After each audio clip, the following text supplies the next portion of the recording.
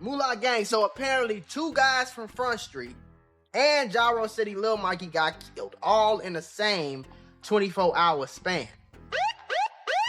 Now, y'all know the history with Chief Keef and Front Street versus O Block, so I don't know. This isn't just another story out of Chicago. This is a timeline of a war that never really ended. A war that started with teenagers on street corners and somehow turned into platinum records, federal indictments, and bodies dropping years later. You've heard the music. You've seen the interviews. Names like King Von and FBG Duck became symbols of something bigger than rap. But what if the story didn't stop when they died? Because right now, people are saying it's still active, still moving, still claiming lives. A man sits in a car at a gas station on 63rd. It's a normal moment, until it's not. A car pulls up, words get exchanged, one shot rings out, and just like that, another name gets added to a list that's been growing for over a decade. Then the internet lights up. No direct claims, no clear statements, just cryptic posts, the kind that people in the know don't need explained. So the question is simple. Is this all coincidence?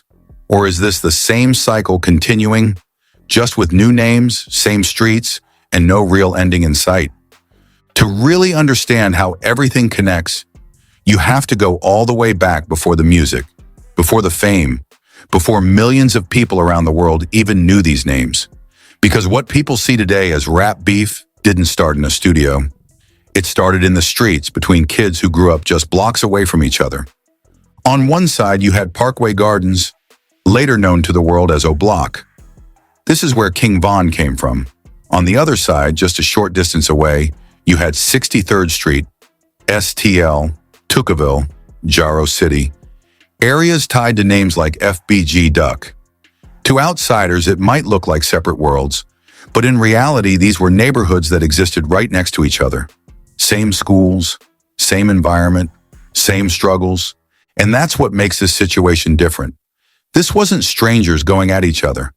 This was people who knew each other, grew up seeing each other, sometimes even had mutual friends at one point. But over time, things changed, and what started as tension turned into something much deeper. A lot of people trace the beginning of this back to early 2011. A young teenager named Shondale Gregory, known in his community as Tuka, was standing at a bus stop, broad daylight, waiting like anyone else. Then a shooter approaches, and within seconds, his life is gone. Just like that. Now here's where things start to shift. Because in the streets, moments like that don't just end with one incident. They echo. People pick sides. Stories spread. And very quickly, blame gets placed, whether it's confirmed or not. From that point on, the name Tuka wasn't just a person anymore. It became something symbolic, something people referenced, something that carried weight on both sides. But even before that, there was another name, Odie Perry, someone from Parkway Gardens. His death hit that side hard, so much that O Block itself was named in his honor. And in the streets, people saw these incidents as connected, like pieces of a chain reaction that kept building. And once that cycle starts, it's hard to stop. By 2012, 2013, things were already escalating. Young people, teenagers, getting pulled into something bigger than them. Losses on both sides, funerals becoming more common than celebrations. And in the middle of all this, something new was happening at the same time. Music. Around this exact period, Chicago drill music started exploding. And one of the biggest names to come out of that movement was Chief Keef. He brought national attention to what was happening in Chicago. But with that attention came something else, a spotlight on the streets. Now instead of things staying local, the world was watching. And as drill grew, so did the voices from both sides. On 63rd, FBG Duck was building his name. On O Block's side, artists like King Von would eventually rise. But early on, it wasn't just about making music. It was about telling stories. Real stories. Sometimes too real. Songs started mentioning real people, real incidents, real losses. And that changed everything. Because now what used to stay in the streets was being broadcast to millions. Diss tracks weren't just disrespect anymore. They were public, permanent, replayable. And every time a song dropped, it had the potential to add fuel to something that was already burning. By the time King Von started gaining attention, he brought a different kind of energy.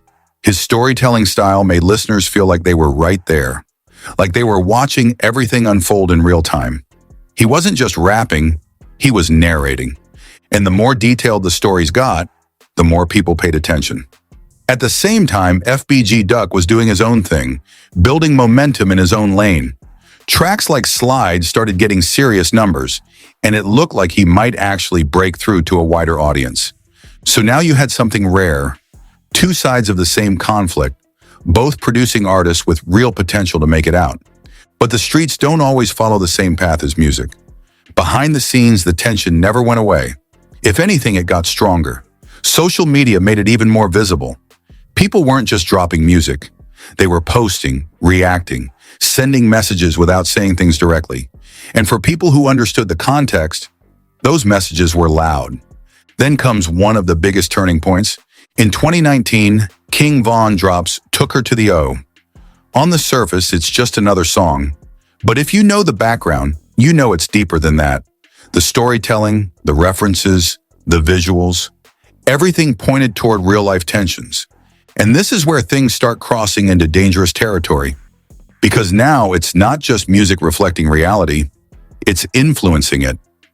Not long after, FBG Duck responds in his own way. The energy escalates. The tone gets more aggressive.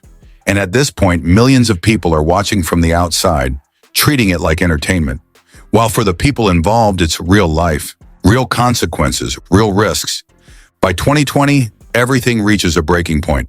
Duck is gaining attention, building momentum, and from the outside, it looks like he's close to crossing over into something bigger. Interviews, music, visibility, everything is lining up. But at the same time, the tension hasn't gone anywhere. And when things build for that long, eventually something gives. Because this isn't just about music.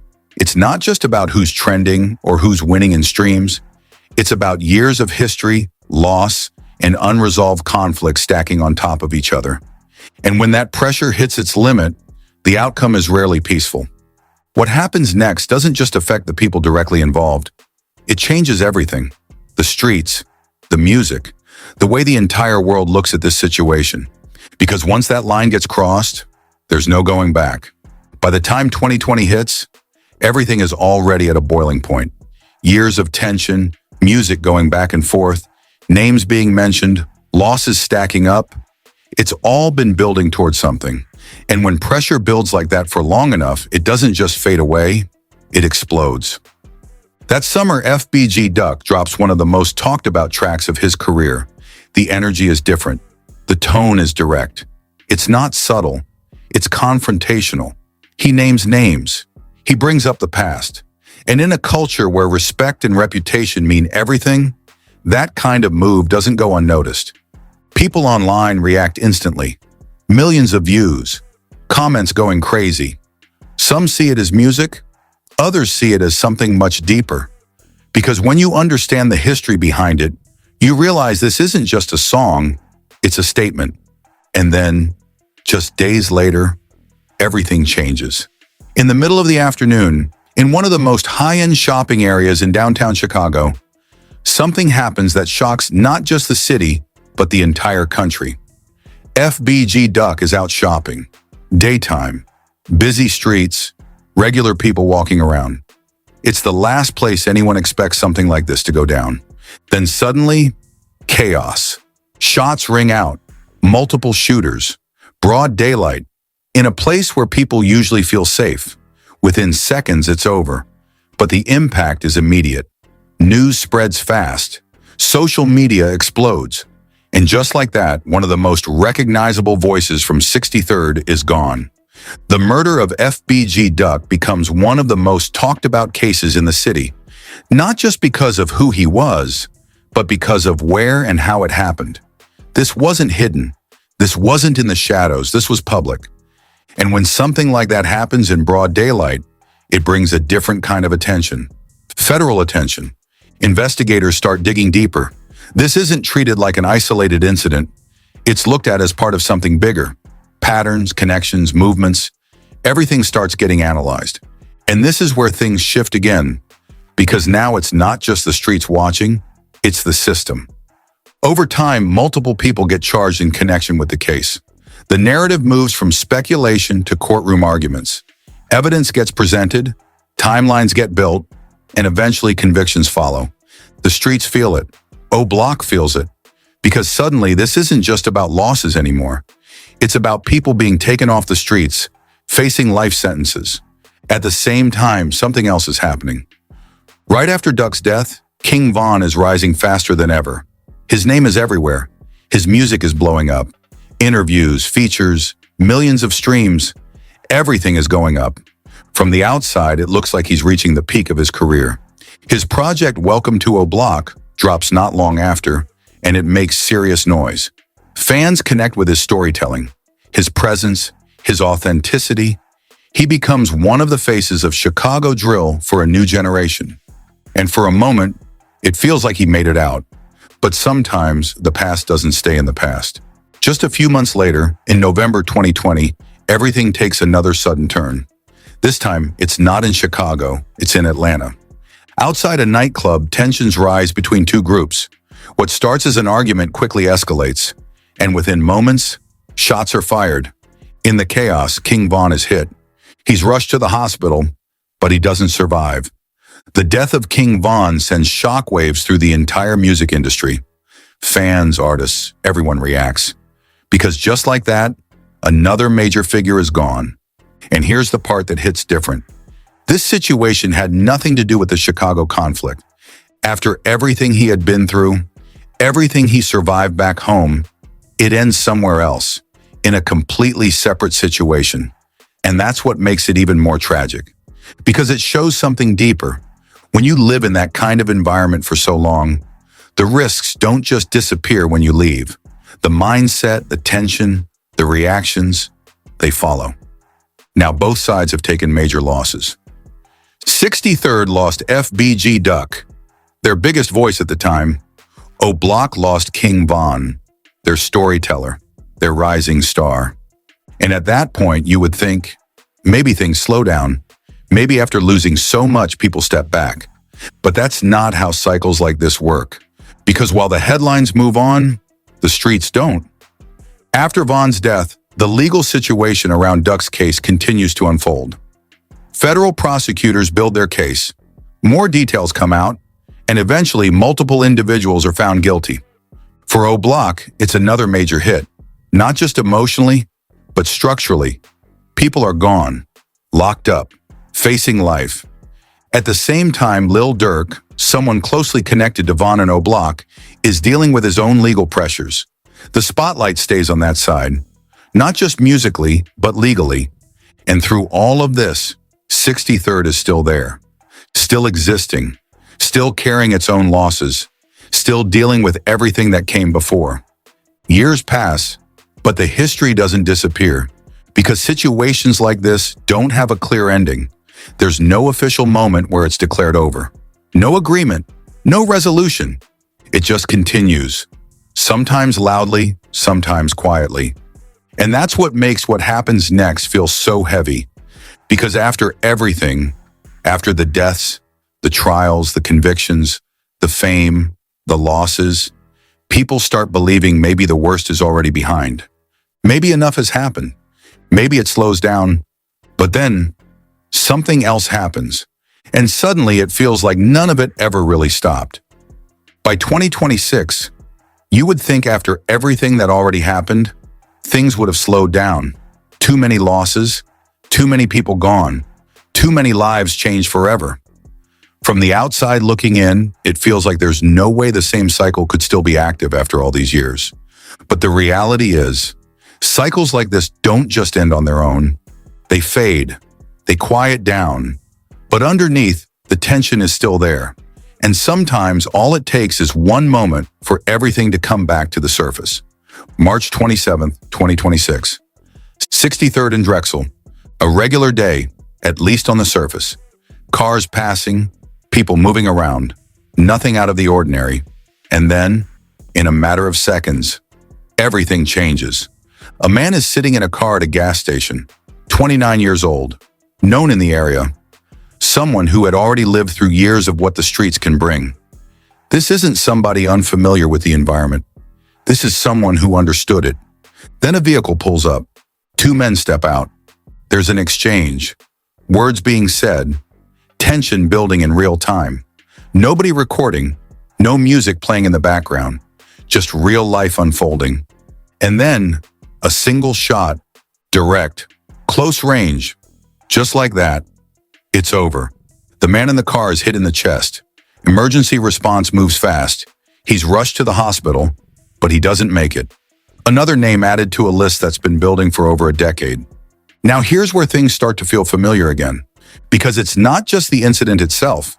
It's what happens right after. Within hours, social media starts reacting. Not openly, not directly. No one stepping forward saying anything clear. But if you've been watching this for a long time, you know what certain posts mean.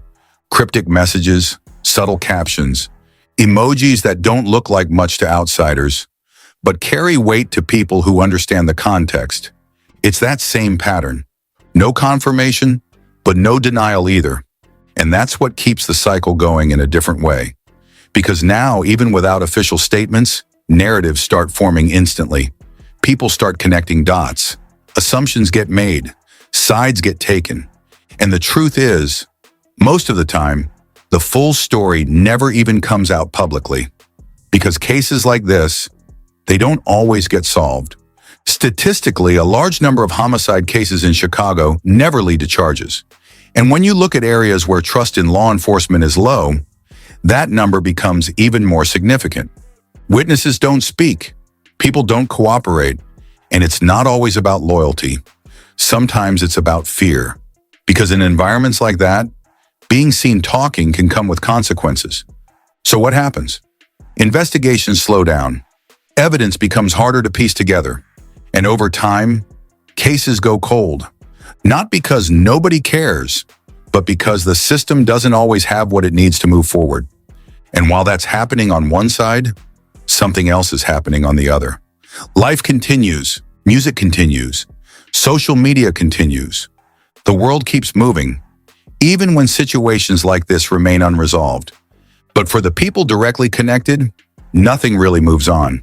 Families are left with questions. Friends are left with anger. Communities are left with another reminder of how deep everything runs.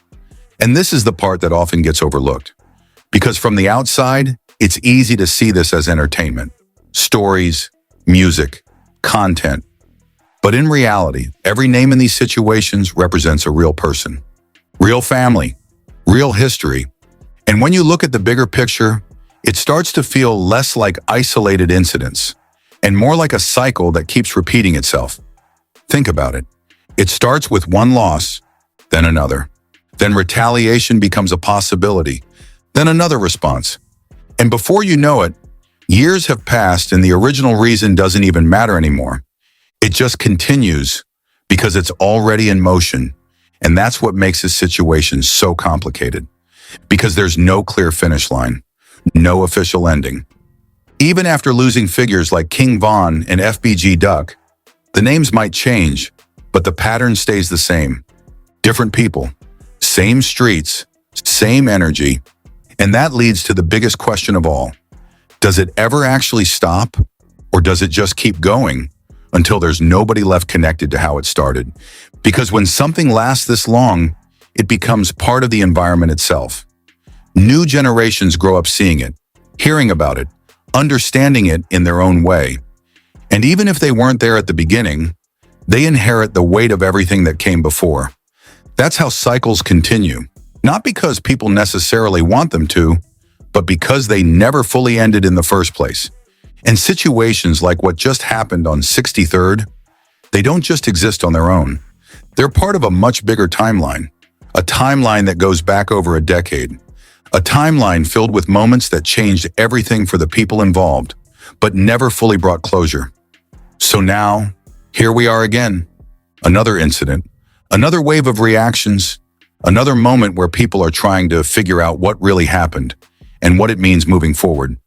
But the truth is, the answer isn't always clear. Because in situations like this, the story never really has a clean ending. At the end of the day, this isn't just about one incident, one name, or one side. It's about a cycle that's been going on for years and still hasn't found an ending. Every time it feels like things might slow down, something else happens and the story continues. So now I want to hear from you. Do you think situations like this ever truly come to an end? Or do they just keep repeating with new generations stepping into the same patterns? Because when you look at everything that's happened, from King Von to FBG Duck, and now everything happening today, it really makes you think about where it all leads. Drop your thoughts in the comments. Let's have a real conversation about it. And if you want more deep breakdowns like this, stories that go beyond headlines and really connect the dots, make sure you hit subscribe and turn on notifications so you don't miss what's coming next.